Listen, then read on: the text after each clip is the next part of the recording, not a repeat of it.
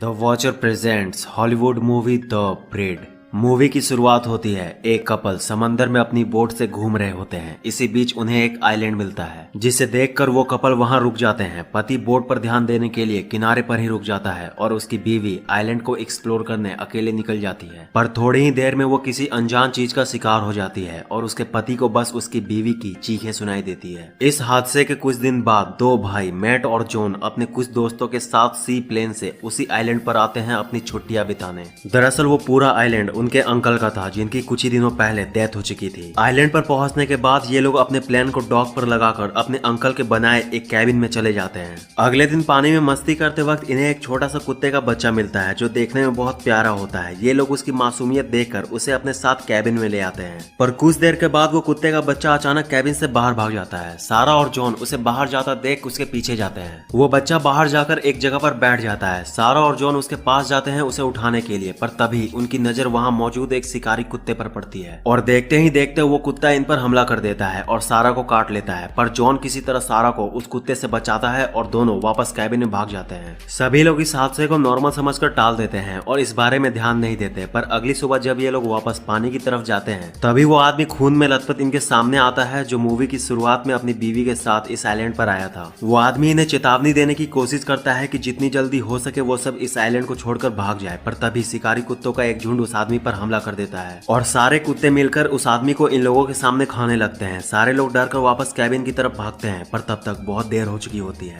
अचानक बहुत सारे शिकारी कुत्ते वहां आ जाते हैं और इनका पीछा करने लगते हैं और कैबिन में घुसने से पहले एक कुत्ता निकी का पैर पकड़ लेता है और उसे खींच कर ले जाने की कोशिश करता है। तभी जॉन ये देखकर अपने तीर से उस कुत्ते पर हमला करता है, पर गलती से उसका निशाना चूक जाता है और तीर सीधे जाकर निकी के पैरों में घुस जाता है। पर किसी तरह ये लोग निकी को उस कुत्ते से छुड़ा लेते हैं और उसे लेकर तुरंत कैबिन के अंदर चले जाते हैं। सभी लोग कैबिन के बाहर देखते हैं कि बहुत सारे कुत्ते उन्हें हर तरफ से घेरे हुए हैं। सारे लोग तुरंत उस आइलैंड को छोड़ने का फैसला करते हैं, पर तभी ये देखते हैं कि कुत्तों ने इनके सी प्लेन की रस्सी को किनारे से काट दिया है और अब प्लेन बहकर समंदर की तरफ जा रहा है। जॉन प्लेन को समंदर में जाता देखकर पानी में कूद जाता है और तैरकर प्लेन के पास जाने की कोशिश करता है, पर वो देखता है कि उन शिकारी कुत्तों में से कुछ कुत्ते प्लेन पर बैठे हुए हैं और तभी वो कुत्ते भी जॉन को देख लेते हैं और प्लेन से कूदकर जॉन की तरफ बढ़ते हैं उसे मारने। पर जॉन किसी तरह तैरकर पानी से बाहर निकल जाता है और कैबिन में वापस भाग जाता है। इधर सारा का बर्ताव भी उस कुत्ते के काटने की वजह से बदलने लगता है। किसी को कुछ समझ नहीं आता अब वो आगे क्या करेंगे। तभी इन्हें याद आता है कि उनके अंकल का उसी आइलैंड पर एक ट्रेनिंग कंपाउंड भी है, जहां जाकर वो रेडियो से मदद बुला सकते हैं। कंपाउंड में जाने के लिए ये लोग तुरंत निकी को कैबिन के बगल वाली गैरेज से कार लाने के लिए भेजते हैं। पर निकी जब कार स्टार्ट करने की कोशिश करती है तो वो कार स्टार्ट नहीं होती और उसी वक्त वो कुत्ते भी वहां आ जाते हैं और निकी को मारने की कोशिश करते हैं, जिस वजह से निकी को मजबूरन कार छोड़कर वहां से निकलना पड़ता है। सारा आइडिया नाकाम होने के बाद ये लोग अपना टेंशन कम करने के लिए रात को पार्टी करते हैं, पर तभी बिजली चली जाती है। पूरे कैबिन में अंधेरा होने की वजह से नोहा कैबिन के बेसमेंट में जाता है पावर सप्लाई चेक करने, पर नोहा इस बात से अनजान रहता है कि बेसमेंट अब सेफ नहीं रहा। वो कुत्ते किसी तरह रास्ता बनाकर बेसमेंट में घुस आते हैं और नोहा के आते ही उस पर हमला करके उसे मार देते हैं और उसके तुरंत बाद वो कुत्ते मेन कैबिन तक पहुंचने का भी रास्ता ढूंढ लेते हैं और वहां पहुंचकर अचानक सभी पर हमला कर देते हैं। पर सारे लोग किसी तरह वहां से बचकर कैबिन के छत पर चले जाते हैं। छत पर वहां उन्हें उनके अंकल के कुछ पेपर्स मिलते हैं, जिससे उन्हें पता चलता है कि वो पूरा आइलैंड एक समय आर्मी कैंप हुआ करता था, जिसमें वो शिकारी कुत्तों पर एक्सपेरिमेंट किया करते थे और उन्हें ट्रेनिंग देते थे। पर कुछ कारण से वो कैंप बंद हो गया और पूरे आइलैंड पर कुत्तों ने अपना कब्जा जमा लिया।